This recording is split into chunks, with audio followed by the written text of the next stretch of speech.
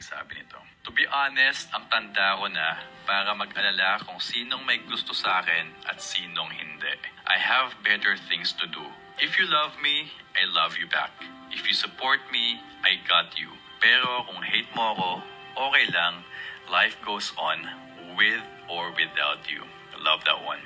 Na-realize ko, mas importante ang peace of mind kesa pilitin yung sarili ko para lang magpasaya ng lahat. Kasi kahit anong gawin mo, may masasabi at masasabi pa rin ang tao. So bakit ko pa kailangan mag-adjust para sa kanila?